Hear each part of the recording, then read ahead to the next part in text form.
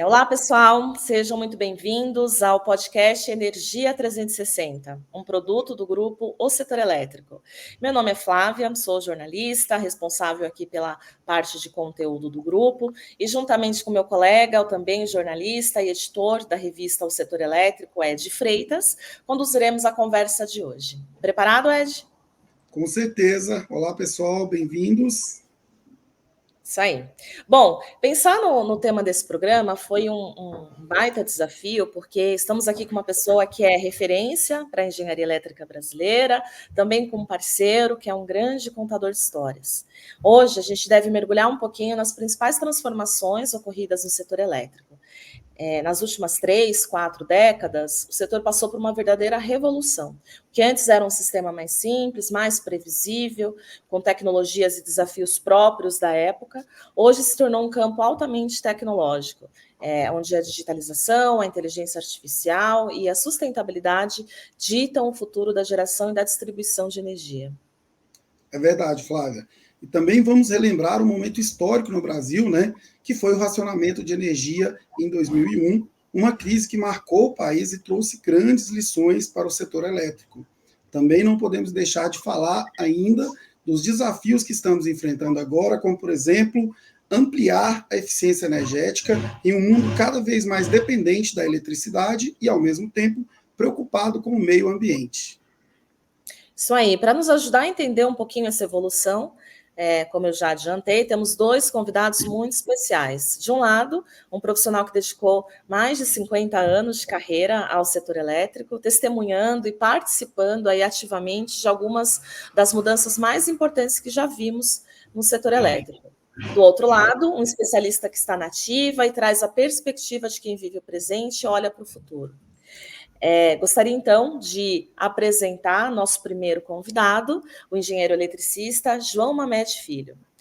Mamed nasceu em Fortaleza, no Ceará, fez carreira na antiga Coelce, chegando à posição de diretor de operações e também diretor de engenharia dessa companhia. Foi presidente da Nordeste Energia e também do Comitê Coordenador de Operações do Norte-Nordeste, o extinto SECOM. É autor de livros que fazem parte da formação de muitos engenheiros eletricistas do país, entre eles as publicações Manual de Equipamentos Elétricos, Instalações Elétricas Industriais e Subestações de Alta Tensão, entre outros. Seja muito bem-vindo, professor Mamed. Tá, muito obrigado. Saudação a todos aí que estão participando, né? Também está conosco aqui para compor essa roda de conversa o engenheiro eletricista, o Daniel Bento, que é CEO da Baú do Brasil e também é membro do SIGRE Brasil. Bem-vindo, Daniel. Ed, muito obrigado. Flávia, muito obrigado. Professor Mamed, que satisfação enorme estar aqui com o senhor.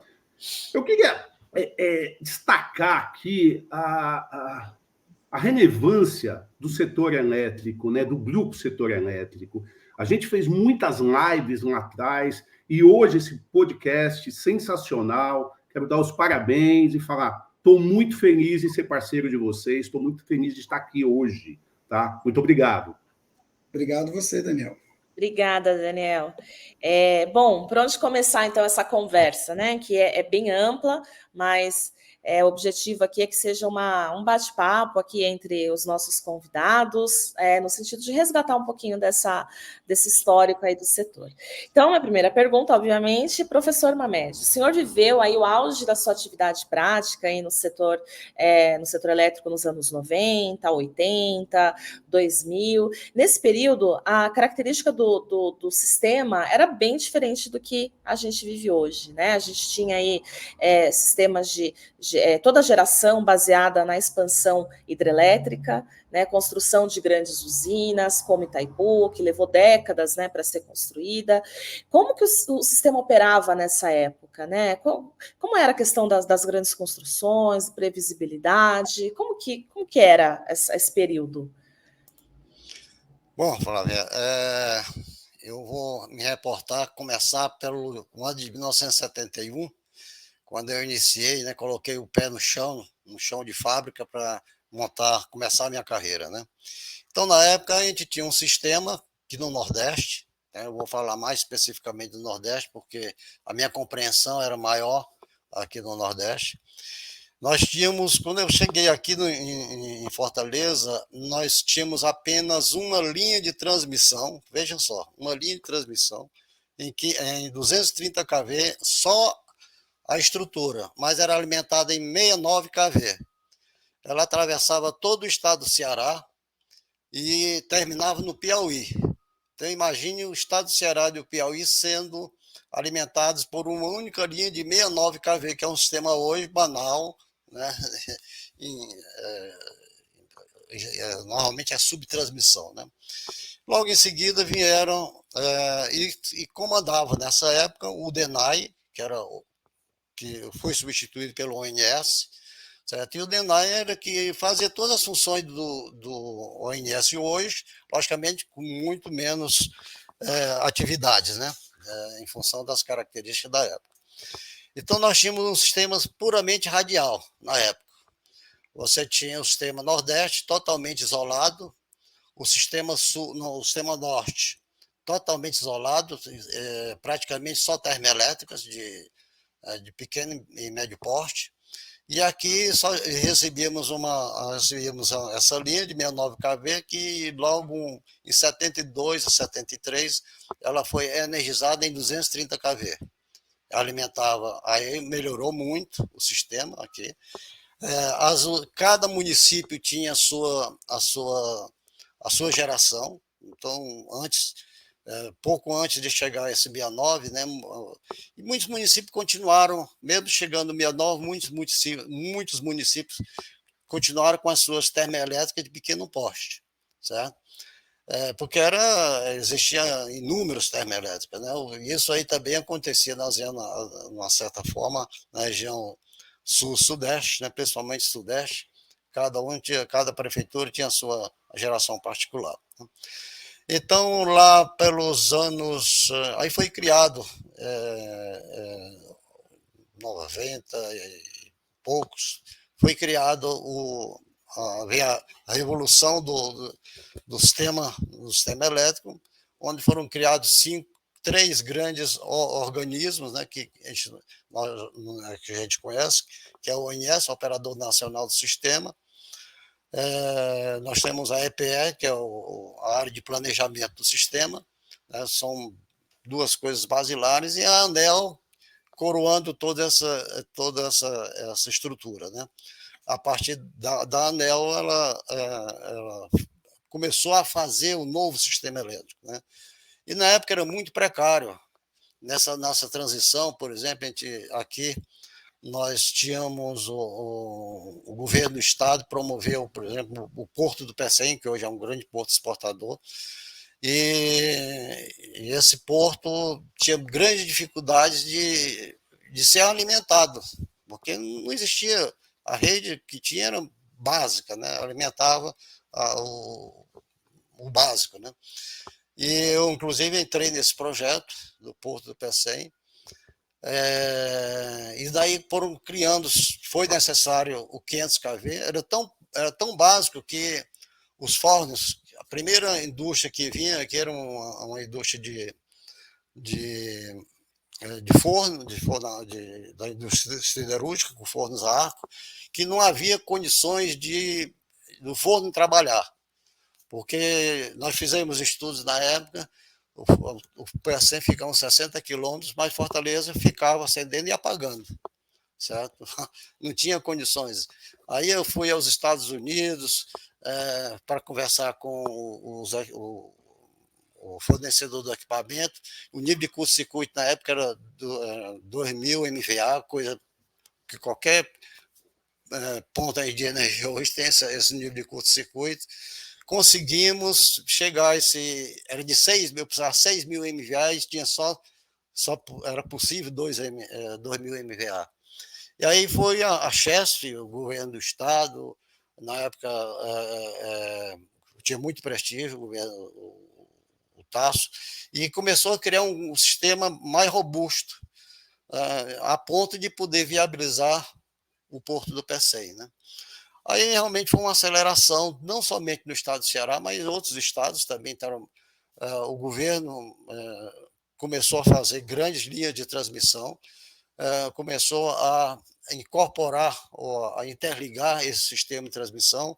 O Norte e o Nordeste foi o Nordeste e Sudeste, através da Bahia, já começou principalmente no sul da Bahia, começou a interligar com o CEMIG, e aí foi se criando uma malha de terra, que é a maior malha de terra interligada dos sistemas mundiais, né? Que é o atual. Mas a transição era muito ruim, foi muito ruim, porque ninguém sabia de nada. Por exemplo, a termoelétrica, eu tive que negociar, contratar uma empresa inglesa que pudesse nos ajudar quanto fazer a termoelétrica, porque era necessário, mesmo com todas as linhas, nós tínhamos que fazer uma termoelétrica. E usar uma turbina, né? Inicialmente o projeto era esse, usar uma turbina como um gerador síncrono, não precisava nem queimar óleo, o gás na época, né? Não precisava queimar gás. Era chegar, colocar uma turbina de 170 megawatts, ligar na rede e ela ficar trabalhando lá com uma turbina só para gerar reativo suficiente para tocar o porto do PECEM, né? Então nós não tínhamos nessa termoelétrica, a gente era o segundo estado que estava fazendo, o Rio Grande do Sul também estava deslizando no mesmo problema, não tinha regra, não tinha nada, a gente ia buscar regra, por exemplo, nos Estados Unidos, que era os Estados Unidos, na Inglaterra, que começou a dar regra e a gente, com as regras deles, e chegando na ANEEL, começamos a fazer alguma coisa, né? Eu só queria dar um destaque aí, eu achei muito legal, né? Eu tinha um professor na faculdade, né, o professor Aderbal, e o professor Aderbal, ele me contava, né, que aqui, garoto, ele ia muito para Paraty, e ele falava, olha, Paraty tinha um gerador lá que entrava tal hora e saía tal hora. Isso aí nos anos 70. E aí o senhor contou aí que o Nordeste, né, o Ceará e o Piauí, tinha uma linha de transmissão, o N-1 não existia, né? Para quem não sabe, N-1 você sempre tem uma redundância, isso não existia, era desbravar mesmo, né? Era botar a bota e ir para o mato mesmo, porque a gente não tinha nada. Era isso mesmo, professor? Era isso mesmo, não tinha nada. Faltou energia, quebrou uma linha, caiu uma torre, era o tempo. Inclusive nas cidades do interior, na minha, por exemplo, eu não sou de Fortaleza, corrija no meu, nasci em Massapê, a 220 quilômetros de Fortaleza. A minha cidade não tinha energia, certo? Nos anos 60, quando tinha energia era só à noite, começava às 6 horas e terminava à meia-noite, e durante o dia era geladeira a querosene, né? E ela foi ter energia mais ou menos, eu sabia pelas cartas que você fazia, morava no Rio nessa época, ela era uma linha de 13,8 que vinha de Sobral a 20 quilômetros, né? E atendia a cidade, era uma termoelétrica de uma indústria têxtil, certo? E atendia a minha cidade com 13,8. Você vê que era tudo a coisa, não tinha. O cara cobrava o que ele queria, o cara do gerador lá era dono do pedaço. Era o dono da cidade. E é incrível isso. Exato. É incrível isso, professor, porque hoje, né, eu faço parte do Sigrei, aí essa session de país eu não fui, mas eu estou muito acostumado aí, e conversando com o pessoal da Europa, Estados Unidos, eles ficam muito admirados como o nosso sistema é interligado, como tudo, né? Algumas exceções, mas a engenharia de transmissão, de interligar tudo isso, esses conceitos, foram construídos aí a partir dessa época. Então, foram muitos anos, mas hoje a gente tem uma engenharia muito sólida, e o senhor participou ativamente disso. É isso? É isso mesmo, certo? E aqui eu vou contar um caso que, na época, coisa assim, eu estava na Inglaterra, exatamente já tratando de outro assunto, o Porto do PECEM já estava mais ou menos resolvido as coisas, tratando de automação das redes da Coelce, né? E acabamos indo a uma subestação fora de Londres, bem longe, acho que era na País de Gales, era uma subestação enorme, certo? E eu disse, era tarde, mais ou menos 5 horas, aí eu vi um cara saindo de bicicleta com uma vara, certo? Uma vara de chaves, né, para manobra de chave. Aí eu perguntei por que estava saindo naquela hora com uma bicicleta e uma chave de manobra. Ele disse, não, porque aqui nós temos o costume de ligar a iluminação pública todo dia às 18 horas e desligar todo dia às 6 horas da manhã. Então, esse é um que eu perguntei, e as células fotoelétricas? Não tem, não, ninguém usa células fotoelétricas. É a tradição que vai ligar e desligar os transformadores só de iluminação, né? Aí só, eu aqui, na minha cidade, isso, célula fotoelétrica já estava nos anos 60, já tinha, eu estou aqui nos anos 90. Mas a tradição, você vê como são uma coisa, isso na Inglaterra, né? Os ingleses de vez em quando são meio esquisitos mesmo. São meio esquisitos. Professor, aproveitando o gancho aí dos seus comentários, né? O Daniel mencionou aí que foi nessa época que começou-se, aí nos anos 1970, 80, que criou-se o Sistema Interligado Nacional, né? Então, foi um grande marco, né? Um dos grandes marcos para o setor elétrico brasileiro, e ele começou a se reestruturar aí até o início dos anos 2000, já tinha uma estrutura aparentemente mais resiliente, mais bem estruturada. E exatamente nesse período aí, nos anos 2000, começamos a ter também a entrada das renováveis, né? Por exemplo, a eólica e solar, que começaram a entrar no Brasil, né? Chegaram com força, e isso gerou também alguns desafios importantes para esse mercado. E aí nós gostaríamos de aproveitar essa oportunidade, o senhor, professor Mamed, que acompanhou tudo isso, viu isso tudo acontecer, quais foram os desafios para se equacionar isso? Como isso impactou o nosso SIM? Olha, as energias renováveis, nós tivemos um protagonismo, a Coelce, né, que ela foi uma das primeiras empresas que começou a implantar esses sistemas. Todo mundo desconfiava da tecnologia, inclusive na minha área, eu era diretor na época de engenharia, nós fazendo um teste nessas células fotovoltaicas, adquirimos 15 conjuntos de células fotovoltaicas, você vê, e colocamos em 15 pequenas vilas, né, situado no mínimo a 10 quilômetros de uma linha da Coelce 13.8.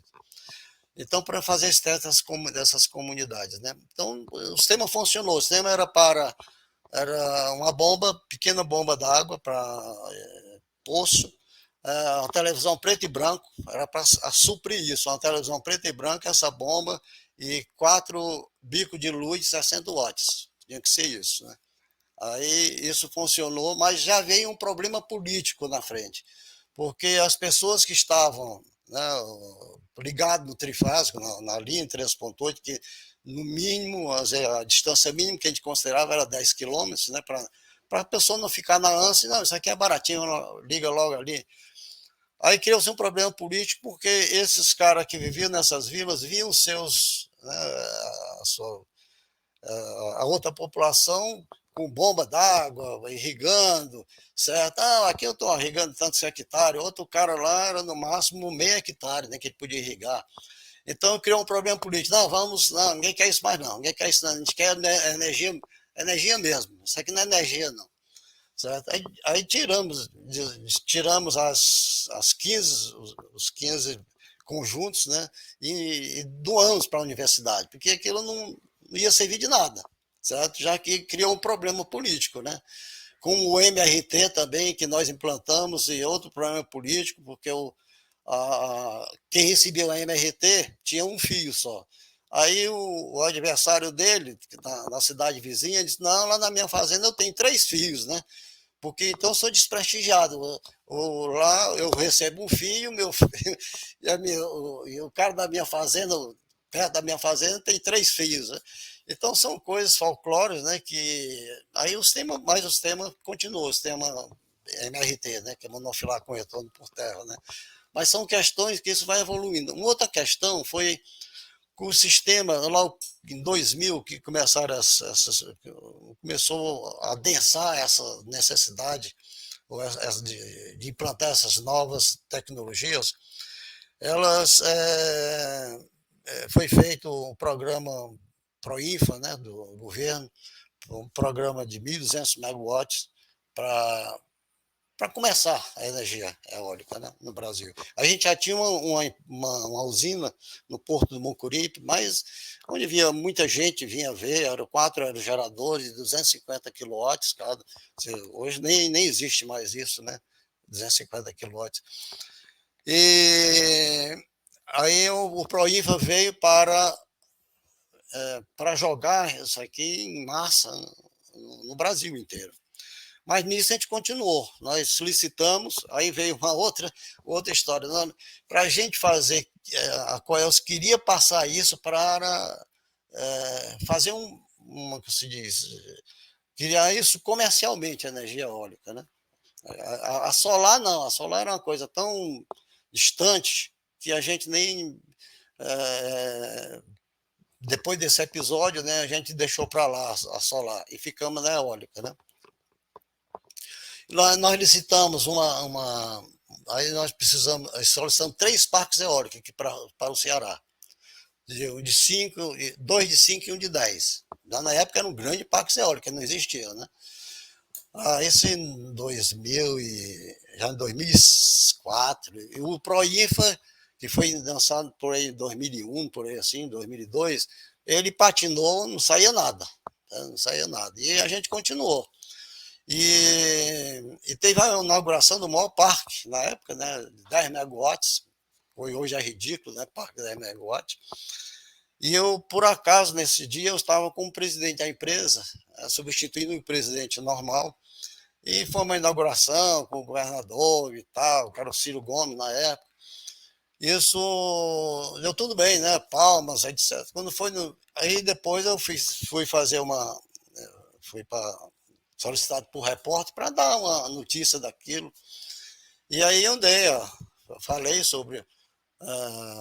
eles perguntaram quanto a Coelce ia comprar, porque foi isso privado, né? Fizemos uma concorrência, um cara ganhou. Foi 15 megawatts. Aí disse quanto é que a gente ia pagar por essa energia, porque a gente comprava da Chess e agora vai comprar de um outro cara, sabe? Aí eu dei o preço, né, porque a gente precisava dar preço, não tinha ANEEL, não tinha ninguém, né, que tratava disso. A gente pegou a tarifa do consumidor de baixa tensão, botou como preço para todo mundo entrar nessa concorrência, né? E a Volbe foi que ganhou, né? A Volbe que ainda está no mercado, que é de São Paulo também, né? Aí eles foram ver quanto a Coelce pagava a Chess pela energia comprada. E no dia seguinte apareceu no jornal: Coelce compra energia superfaturada de produtor independente. Aí, se eu chego na Coelce, só tinha um governador, já estava me procurando para eu ir lá no palácio explicar, né? Como é que eu ia... A Coelce estava comprando a energia a 60% mais cara do que vendia que a gente comprava da Chess, né? Aí eu expliquei, né? Olha, essa 60%, isso está representando para a energia 0,18% da energia que a gente compra. E a gente está fazendo isso para ver se anima o mercado, né? Então, coisa desse tipo, tudo bem, então tá ok, mas ficou aquela pecha, né, de estar a gente comprando energia superfaturada, né, um pequeno parque eólico, né. Então, esse meio de campo foi muito tumultuado por isso, né. E a energia, e agora começou mesmo o Proinfa em 2018, por aí assim, né? Aí saíram as concorrências, foram os primeiros parques, começaram a construção e deslanchou. Aí deslanchou de uma vez. Eu queria voltar um pouquinho nos anos 90, porque essa década, ela foi uma década que trouxe muitos impactos para o setor, especialmente regulatórios, né? Teve criação da ANEEL, o senhor mesmo citou aí ONS e tudo mais, e eu sei que o Daniel também já estava trabalhando, Daniel, nessa época, 90 já, né? Firme e forte. Nem tão firme, nem tão forte, mas eu estava lá. Pois é, e vocês dois acompanharam esse processo de desverticalização das empresas, né? Então, a gente teve aí esse processo de separação das atividades, geração, transmissão, distribuição, comercialização. O professor Mamed mencionou aí a privatização da Coelce. Como é que foi esse momento aí, vocês que viveram, que estavam ativos na distribuição? Deixa eu falar um pouquinho, e, obviamente, uma pequena parte da grande história aí do professor que eu vivi.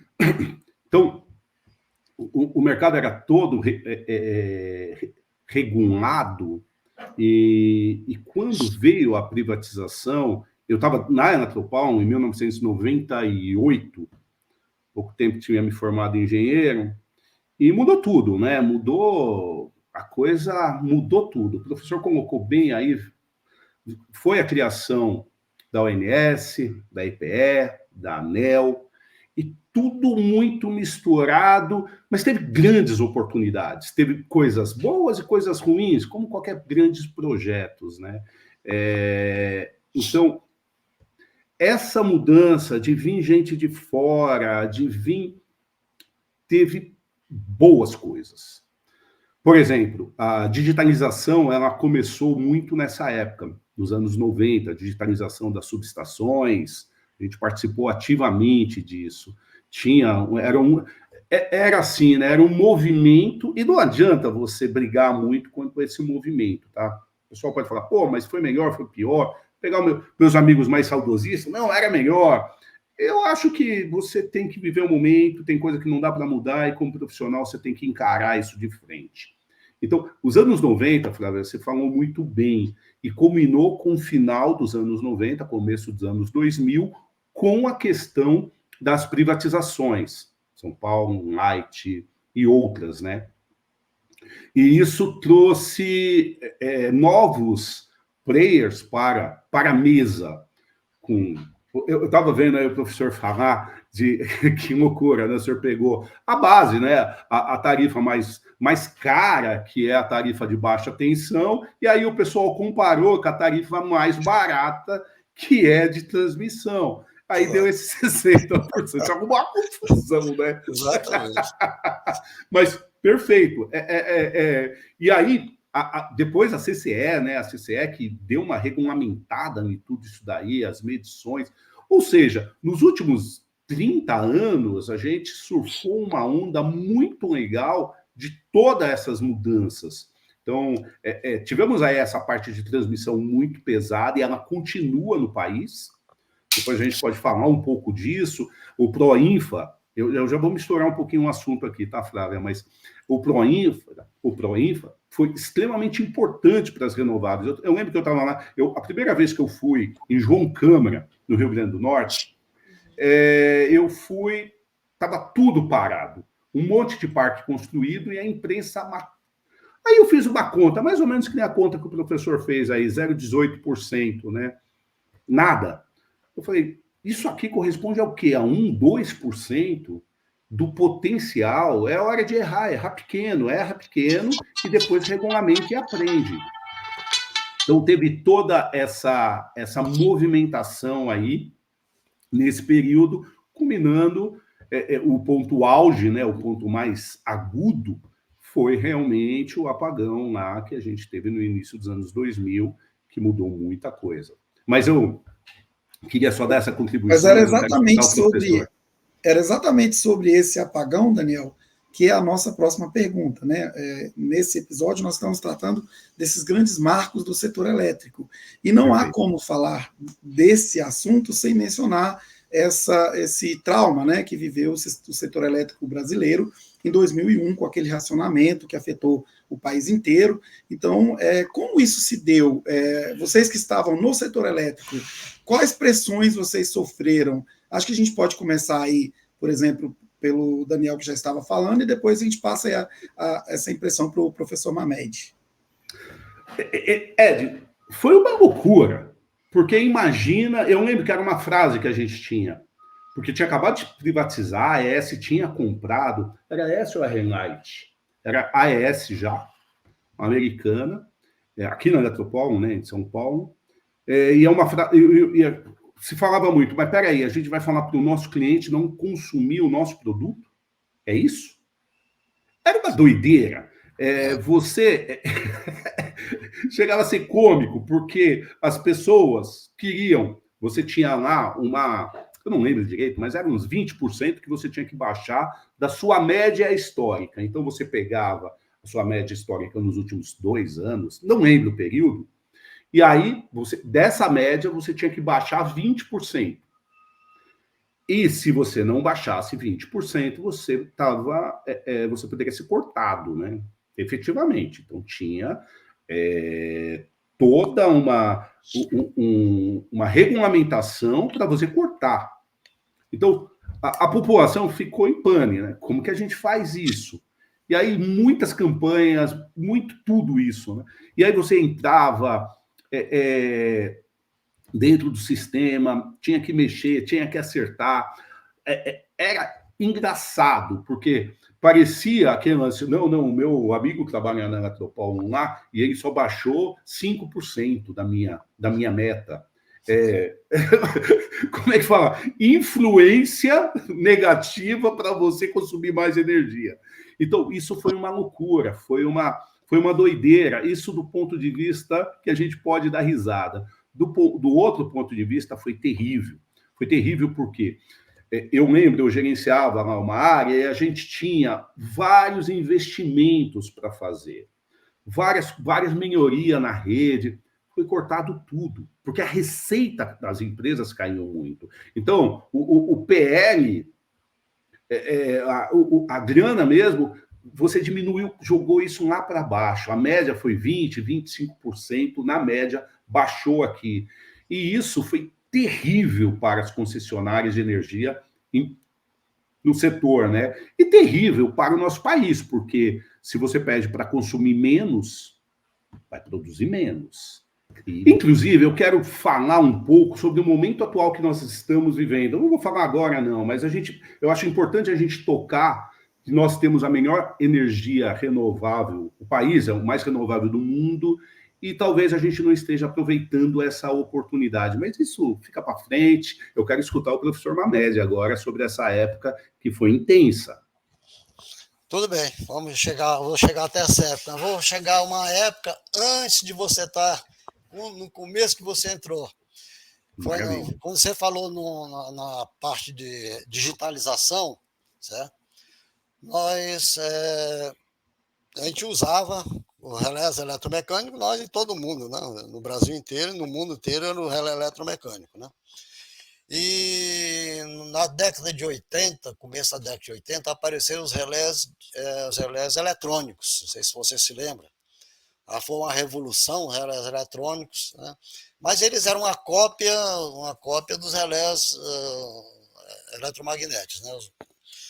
E então, o que é que se fazia? Pegava os relés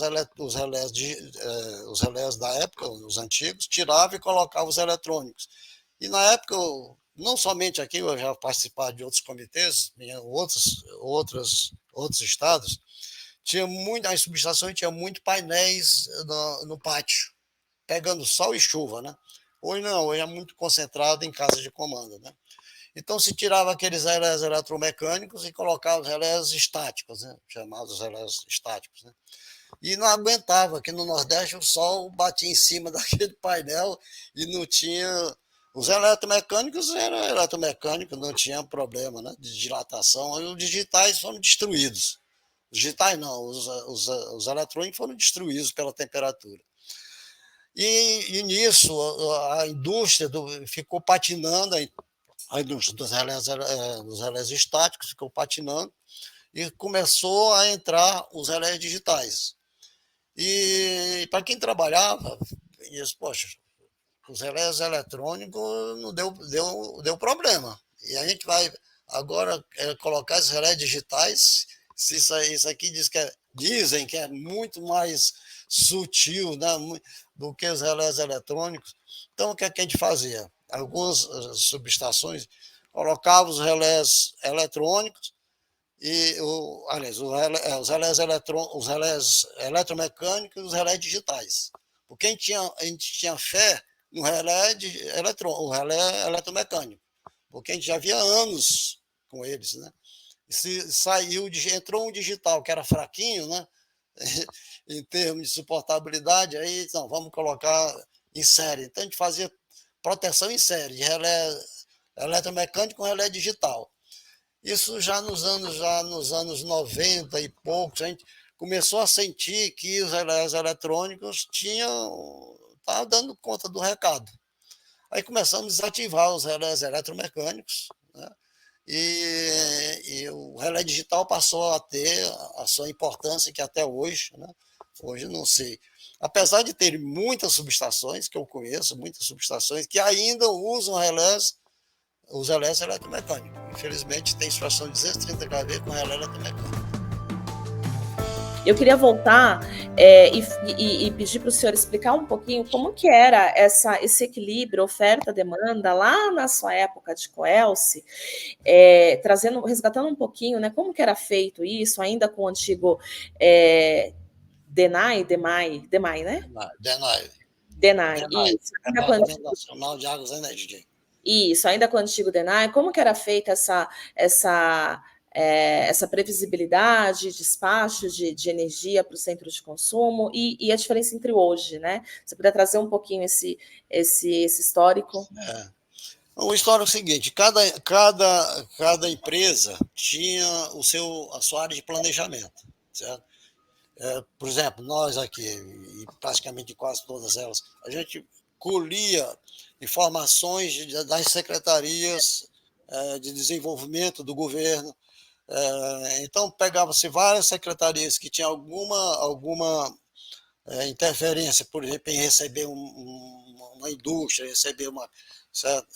Então, elas passavam para a concessionária e a concessionária fazia o seu planejamento.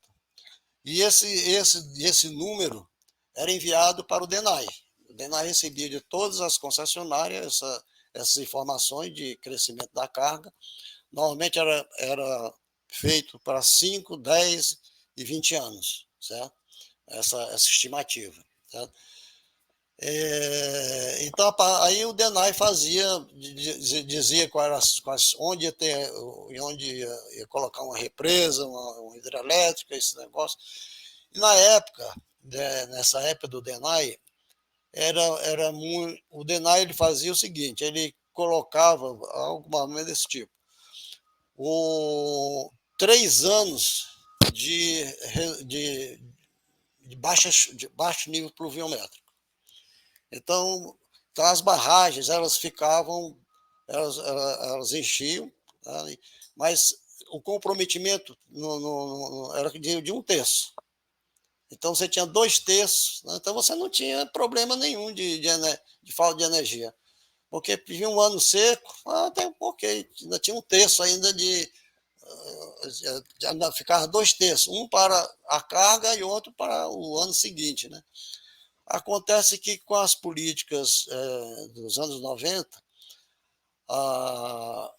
o DENAI foi alterando, inclusive passou para a ANEEL alterando, vamos deixar mais ou menos equilibrado.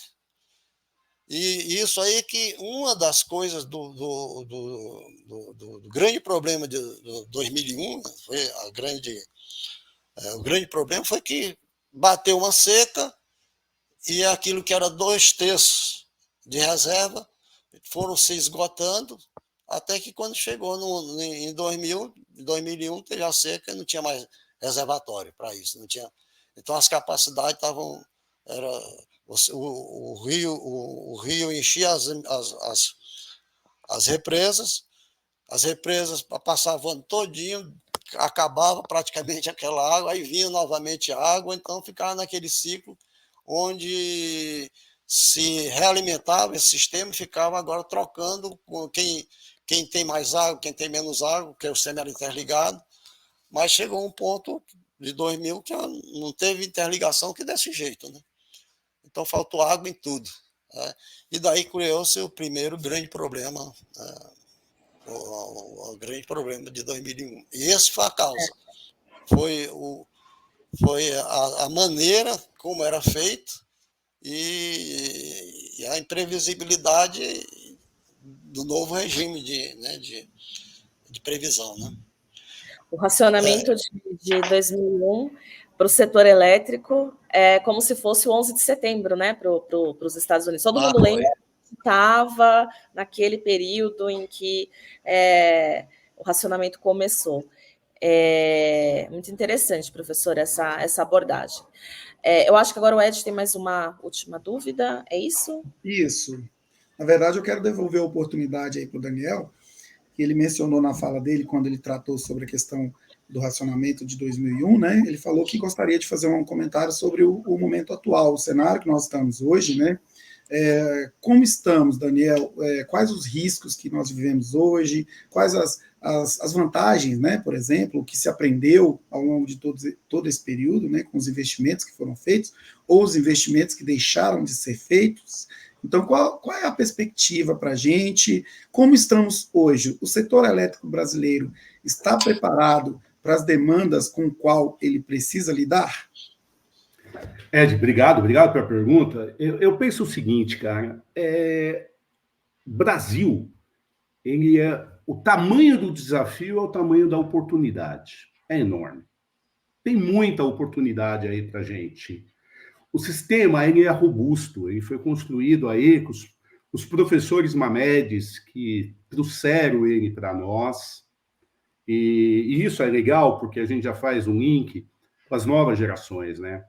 Porque eu entendo, né, quando eu era responsável pelo sistema subterrâneo de São Paulo, eu parava e pensava, comparava com outras concessionárias que tinham índices de falhas enormes, e em São Paulo a gente sempre tinha controlado isso. Aí o pessoal, você manda bem aqui. Eu falei, cara, eu não mando bem. Eu recebi um sistema muito bom. O que eu estou fazendo aqui é cuidando dele. Para a hora que chegar o momento, eu passar esse bastão para quem vem atrás, para quem vem depois. Atrás não, quem vem na frente, né? Para quem vem depois. E eu entendo o setor elétrico desse jeito. São passagens de bastões que você faz num período, né? Então, porque o sistema é isso, o professor falou aí, a gente projeta ele 20 anos, 15 anos, 25 anos, porque ele precisa dar sustentabilidade, ele precisa ser confiável. Para quê? Para que venha investimento, para que o país cresça. A energia é uma coisa extremamente importante para o desenvolvimento do ser humano. Então, eu gosto de pensar desse jeito. Hoje a gente tem outros desafios, porque é uma doideira, né? O professor colocou aí, e a gente sabe, tem muitos amigos lá que dentro de usinas eólicas, solares, e está desligando carga. Olha que falta de... Está faltando alguma coisa.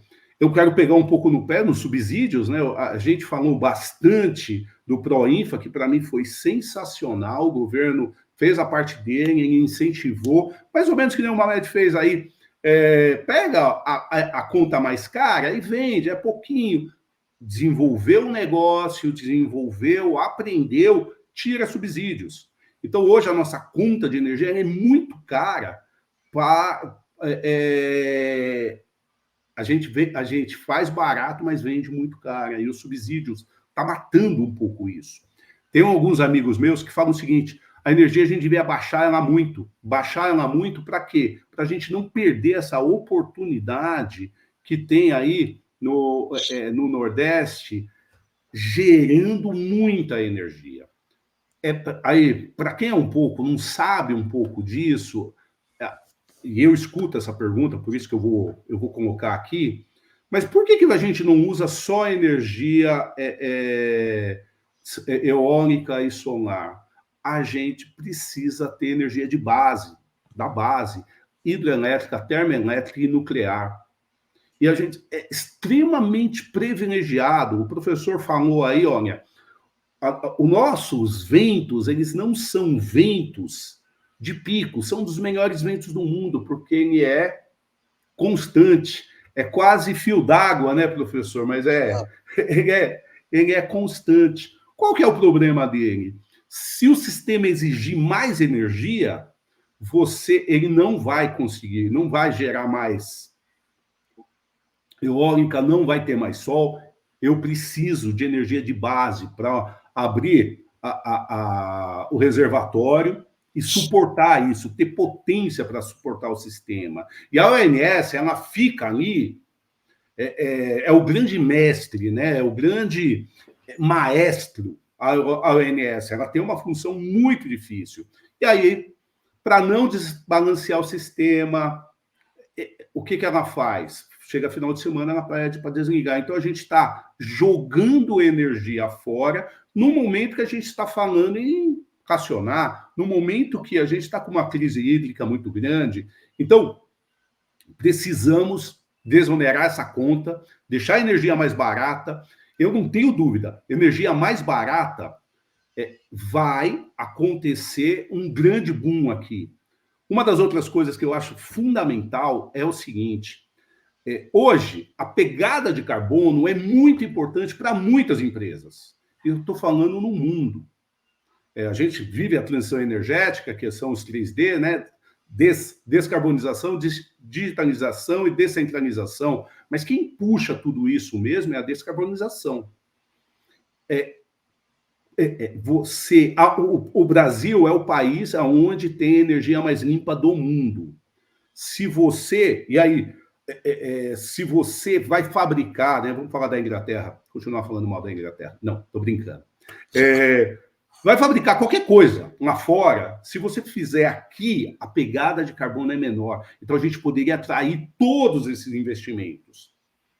Precisa ter política, precisa ter um monte de coisa. Uma outra coisa que eu gosto muito de pensar é que a América Latina, ela deveria ter uma ONS cuidando de toda. A gente deveria ter todo o sistema interligado com a América Latina, e aí a gente consiga exportar essa energia boa que hoje estamos desligando. Eu tenho aqui um aerogerador, estamos desligando, está ventando bastante, a ONS fala, desliga, e ela está certa, tá? Não tem nada de errado, não. Ela tem que proteger o sistema.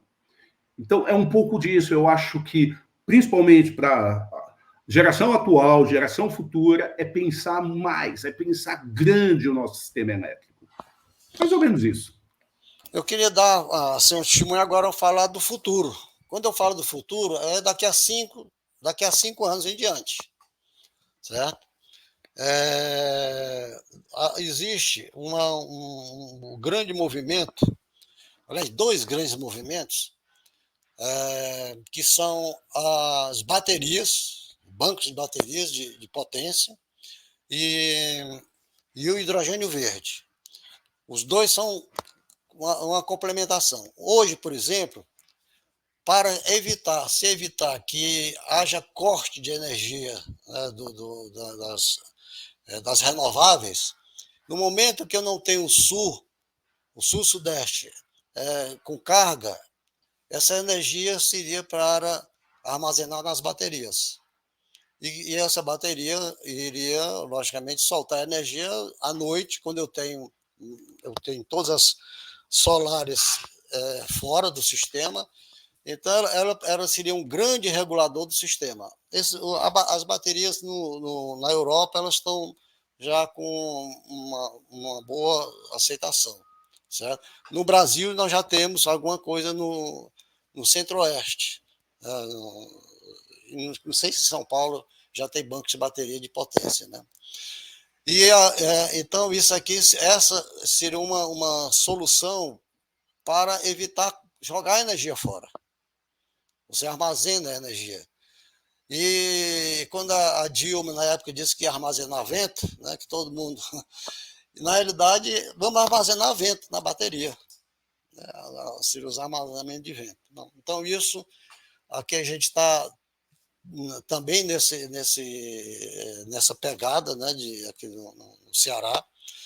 E a outra, que também já no médio prazo, 5, 6 anos, são o hidrogênio verde, certo? Já temos uma pequena usina de 5 megawatts já funcionando no PECEM, e outros estados já têm pequenas usinas Mas o hidrogênio verde necessita de muita energia e barata. Tem que ser barato, certo? E para ser barato, a gente tem que pegar energia eólica e solar em grande quantidade para fazer para produzir hidrogênio verde. O hidrogênio verde não vai ser só do Ceará, do Brasil, nem do Nordeste, vai ser mundial. O Porto do Pecém está se preparando para a exportação de hidrogênio verde, isto é, exporta como amônia e lá na recepção, na Europa, extrai o hidrogênio verde, né? Então, isso é que está hoje aqui, o movimento no Ceará é esse, no Ceará e no Nordeste. É o banco de baterias e o hidrogênio verde.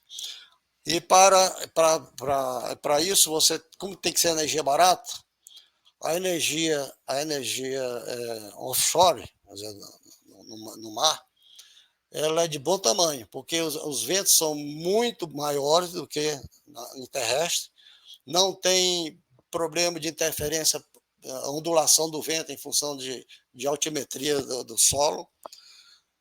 Normalmente é quase 60% mais, você produz cerca de 60% maior para a mesma potência, né? Nós projetamos um parque aqui, um projeto conceitual, para você ver, tem que ser tamanhos grandes, gigantescos. Nós projetamos um parque conceitual que o comprimento do primeiro ao último gerador era 38 quilômetros. A costa do Nordeste, principalmente a costa do Ceará, ela é muito própria para isso, porque você já foi em Jericoacoara, o Daniel, a Jericoacoara, por exemplo, é um espelho do que eu estou dizendo. Você anda 100, 200, 300, 400 metros, a água continua na barriga, certo? E até uns 30 quilômetros o declive é muito pequeno. A partir de 30 a 40 quilômetros aí já começa uma fossa muito grande. E o preço da energia offshore está diretamente ligado à profundidade.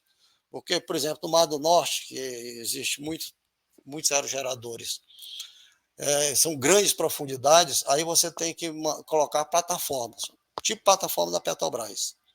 Enquanto quando você tem aqui no nosso, nesse projeto que nós fizemos, projeto conceitual, era 15 metros a profundidade média desses 38 quilômetros. Então, tudo é feito um pilastra de concreto convencional, sem grandes problemas. Tá? Então, hoje está se dando muita ênfase aqui no Nordeste é o hidrogênio verde, associado, logicamente, a grandes parques eólicos, para poder a energia ser barateada, ser armazenada em grandes bancos de baterias, não só para o Nordeste, mas para o Brasil inteiro. Certo? Então, esse é o futuro da agora para os próximos 10 anos. Eu acrescentaria aí, professor, data center, da inteligência artificial. Porque você tem um grande consumo de energia, é absurdo o consumo. Absurdo. A gente tem um desafio, porque data center exige uma refrigeração muito grande, mas se a energia for barata, fazendo o payback ali, fazendo o VPN, se a matemática financeira parar de pé, por que não, né? Muito bem lembrado. Aqui na Praia do Futuro, tem bem uns 10 data centers, né? E eles são data center de 10 megawatts, já é pequeno. Nós temos feito projetos para data center de 40 megawatts, certo? E aqui, por exemplo, vem 90% de toda a internet dos Estados Unidos e da Europa, ela se interliga aqui na Praia de Iracema de Fortaleza. Se você perder, Praia de Iracema não, Praia do Futuro, né? Se você perder essa conexão desses data centers, você tira o Brasil para o Brasil todo. É na praia, na Praia do Futuro Praia do que é Futuro. Avatar? Inclusive um Eu sabia projeto que era aí, nosso. mas... Pois Não, não. é uma concentração assim, mais ou menos uns 4 a 5 quilômetros. Temos 10 a 20 data centers, né? Então, o data center de 50, 60 megawatts, a gente tem feito outros para outros estados. É o que vai pegar, e precisa ser barato, né? Porque quem consome tanta energia. Então, Na verdade, eles não estão indo, né, para essa região do Nordeste por acaso, né? Tá rolando um movimento, já tem dados que mostram isso, que essas grandes empresas elas estão se aproximando justamente desses estados que têm uma geração alta de renováveis, que é uma energia mais barata, então eles poderiam direcionar essa energia, eles também têm uma capacidade diferente de outros setores, que é de calcular o seu consumo, eles podem remanejar, né? Escolher um data center de uma determinada região para ser mais, entrar em ação, por exemplo, e ao invés de colocá-lo em operação no de São Paulo. Então, você pega, por exemplo, do Ceará e faz com que ele supra a necessidade, a demanda das pessoas naquele momento, e o consumo, obviamente, será maior, né? Eles Não, são tão, isso. eles são tão Pois não, grandes professor. que alguns data centers estão sendo instalados dentro de parques eólicos. Que legal. Porque aí ele evita pagar a tarifa do fio, né? Já se instala dentro de parque eólico. Então ele tem um produtor independente lá, e ele diz, vou instalar meu data center aqui, vou pagando tanta energia para você, não vou pagar o fio, né? A tarifa, né? de transmissão. Então tem muita jogada. Então, com isso, né, abre grandes portas, né, para você fazer negócio, né? Não, e exato. O Ed falou aí de São Paulo, outro lugar, mas não é só isso, Ed. É não estar lá no México, por exemplo, ou não estar lá na Flórida, escolher o Ceará para colocar esse data center, porque a inteligência artificial, tantofas, desde que tenha confiabilidade. Então, nós, os engenheiros aí, a gente precisa garantir essa confiabilidade. Garantindo ela com um preço mais barato e, principalmente, eu acho que esse é o nosso diferencial, com uma energia que tem a menor pegada de carbono do mundo. Porque você pega um Google, você pega uma Amazon, você pega esse povo, eles cuidam muito dessa questão de pegada de carbono. Então, se a gente tem essa infraestrutura, garante com uma pegada de carbono pequena, tem tudo a ver o pessoal vir para cá. Então, basicamente... Pois não, professor. Só para acrescentar isso, o Ceará é uma terra seca, né? Chuvas realmente são escassas. Então, nós, inclusive, estamos nesse projeto, a nossa empresa, de salinização. Então, nós estamos com um projeto de dessalinização de água, de 1 metro cúbico por segundo, que é a primeira, né? E para isso tem que ter energia barata, para ter água. Inclusive, esse projeto piloto ele já vai interligar o sistema de Fortaleza.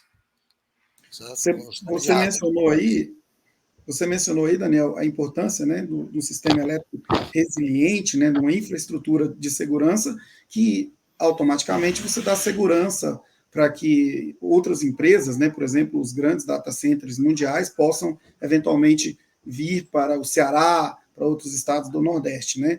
E um dos segredos que eu acho que é relevante para isso aí seria o compartilhamento, né, a diversificação da nossa matriz elétrica, que aí você daria essa resiliência necessária para esses investimentos. Ou seja, o futuro, eu faço uma indagação, o futuro seria todas essas fontes convivendo nesse ambiente para que uma garantisse a outra no seu período de intermitência, por exemplo? Não, exato. E isso a gente é muito privilegiado, porque temos chuva, quando chove no Sudeste, não venta no Nordeste, quando venta não chove aqui. A gente tem isso, tem que saber organizar essa coisa direito, mas a gente tem toda essa essa vantagem competitiva, e mesmo fazendo tudo isso, a gente ainda tem a menor pegada de carbono do mundo na geração aí de energia. Então, isso bem estruturado é um grande diferencial para a gente atrair esse investimento. Mas, lembrando aí, né, eu escrevo uma coluna sobre rede subterrânea, eu não posso deixar de fora. Como fazer redes resilientes com uma rede aérea? Não dá. Então, o investidor ele precisa pensar um pouco nisso, né? A hora que vai construir uma rede perto do mar, eu tenho um postzinho aqui para eu sempre lembrar dele, para falar mal dele. Ele precisa olhar a confiabilidade de tudo, não economizar lá no RMT, né, na rede de média tensão. Porque temos eu estou falando de forma ampla, mas baixando um pouquinho a confiabilidade, porque ele precisa cuidar da confiabilidade. Só aí eu entendo que a gente vai dar segurança operativa para o pessoal investir mais aqui e a gente aproveitar todas as oportunidades que a gente tem. Eu vou interromper vocês porque estamos caminhando aqui para o final do nosso programa, né? Engraçado, eu estava ouvindo vocês aqui, né? E tudo que vocês mencionaram aí nos últimos minutos são soluções que ajudam a gente a trilhar esse caminho da transição energética que tanto se fala, né? E aí eu já faço a minha pergunta final também, que é justamente vocês que viveram, né, especialmente o professor Mamed, passou aí por tantas transições, tantas revoluções dentro do setor elétrico, como é que esses acontecimentos do passado ajudam a gente a entender melhor os desafios de hoje, né, e enfrentar esses desafios com essa colaboração entre as gerações, né, entre resgatando esse passado e ajudando a construir soluções que contam com esse histórico e também com toda a inovação que a gente pode contar hoje. Queria que vocês falassem um pouquinho sobre isso. A gente vencer a transição energética, nós precisamos de tecnologia, tá? Que a tecnologia ela deveria vir, né, pelo menos nos Estados Unidos e na Europa, das universidades. E não é à toa que está sendo criado aqui o ITA, né? Você está sabendo que o ITA está já em processo de construção, né? Ceará está com tudo, né? Está bombando. Então, o ITA e os primeiros cursos que vão ser administrados, né, no ITA aqui, não é nada mais nem do que energia. Certo? Então, são os cursos de energia que vão iniciar a vida do ITA no estado do Ceará. Então, as universidades têm que têm que trabalhar também nisso, porque a iniciativa privada ela não tem, pelo menos tradicionalmente do Brasil, ela não tem esse ímpeto de pesquisar, né, para depois produzir. Então, como nos Estados Unidos, muitas empresas têm seus laboratórios fenomenais que pesquisam e depois colocam isso para funcionar. Então, eu digo que para a gente fazer a transição energética, tem que ter tecnologia. E tecnologia tem que ter sabedoria científica, técnico-científica. Né? Daniel, com você. Bem, não, legal. Eu gostei aí, Flávia, do que você falou, né? Resgatando o passado e olhando o futuro. Eu gosto sempre de pensar que, como sapiens, né? Como a gente evoluiu, pelo menos o que eu leio, o conhecimento era passado muito no final do dia, em volta de uma fogueira, onde os anciões falavam e o pessoal mais novo escutava. Até vinha escrita, essa coisa toda. Quando você não olha para o passado, não aprende com o passado, você perde muitas oportunidades. Você pode errar aonde alguém já acertou. Então, é fundamental conhecer o passado, conhecer as histórias, para você se preparar melhor e com com histórico, né? Com histórico de quem já fez, de quem já passou. Então, eu acho fundamental isso. E isso não tem jeito. Você tem que estudar, você tem que olhar, você tem que estudar mesmo. E aí, pegando o que o professor falou da academia, né? A academia está junto com isso. Realmente, eu trabalho numa empresa, eu tenho uma joint venture com uma empresa austríaca, e lá o pessoal tem a Bauer, ela coloca 5% do seu faturamento em P&D, ponto. Cabal. E aí a gente olha, né? Eu gosto sempre de aprender com gente que está dando certo alguma coisa. Quando a gente olha os Estados Unidos, quanta coisa legal a academia e a indústria fizeram juntas. Então, eu acho que é um grande desafio, porque, de um lado, e eu vivi isso na pele, de um lado, você tem algumas empresas que falam que P&D é besteira, não tem que olhar isso, não, isso aí. E aí, para mim, é um pouco de síndrome de vira-lata, e a gente tem que acabar com esse negócio de síndrome de vira-lata, certo? De falar, não, deixa o pessoal de fora estudar, daí a gente pega. Não vamos parar com isso, porque a gente tem uma transição energética que tem toda hora uma coisa nova acontecendo. Então, eu acho que a gente tem um grande momento e uma grande oportunidade para isso. Então, em resumo, a indústria... e do outro lado, eu tenho a academia, que eu conduzi vários projetos de P&D na minha vida, e eu já escutei muito acadêmico falar, não, indústria é indústria, academia é academia. Parece que são opostos. Não são opostos, a gente pode trabalhar juntos. E desenvolver, porque no final do dia, do que a gente está falando, né? A gente está falando de desenvolver o Brasil. A gente está falando em melhorar a condição do Brasil. Aí você pode virar e falar, não, mas isso é tarefa de governador. Não, isso é tarefa de você, cidadão. E isso, engenheiro, técnico, aí falando diretamente para o nosso público, né? É você que tem que melhorar o nosso país. A outra coisa é assim, se não dá para... Aí é uma outra coisa. Mas você melhorar, você buscar aperfeiçoar o seu sistema, e energia é a grande coisa do mundo. Quem tem energia está muito bem. É isso. Maravilha, né, Daniel? Muito obrigada. Essa última fala do Daniel, ela realmente é muito importante. A gente que acompanha o setor há bastante tempo também vê que esse é um desafio muito latente no setor elétrico, né? Não fosse o programa de P&D da ANEEL, talvez esse distanciamento fosse ainda maior entre academia e indústria, né?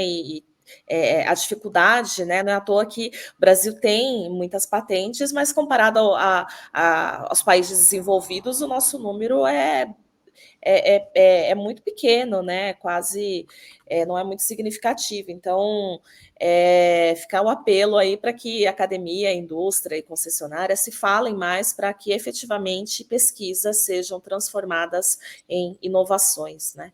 E com tecnologia a gente chega aí na transição energética que tanto se fala. Bom, com isso eu queria agradecer aí a presença, professor Mamed, Daniel Bento, por aceitarem o nosso convite. Esse é o episódio número 1, e a gente fica aqui muito feliz em ter vocês aqui inaugurando esse projeto. Com certeza, novos episódios virão e vocês serão convidados novamente para participarem aqui com a gente, contribuindo com o conhecimento de vocês, que aqui é 0,001% do que vocês conseguem passar, né, enfim, do todo o vasto conhecimento de vocês. Então, fica meu agradecimento sincero aqui ao tempo e às informações compartilhadas por vocês. Muito obrigada, viu? Aproveitando, eu agradeço. Pois não, professor? Eu agradeço aí a oportunidade de poder falar do passado, né? E isso acho muito importante nas minhas aulas. Eu sempre procuro fazer alguma correlação, a Flávia sabe disso, no passado, né?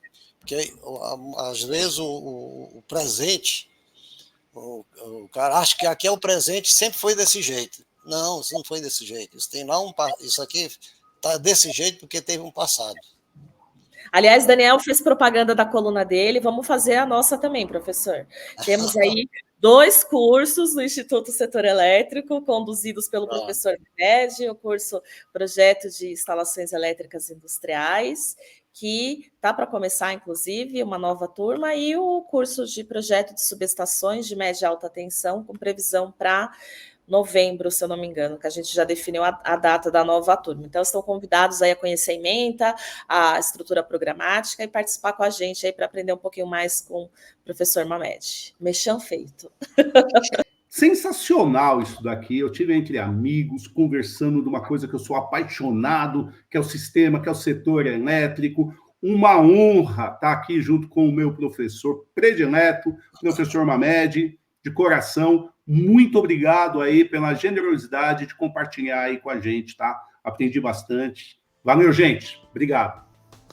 Nós que agradecemos, Daniel. Foi um prazer enorme ter vocês dois aqui, né? 2 grandes nomes do setor elétrico brasileiro.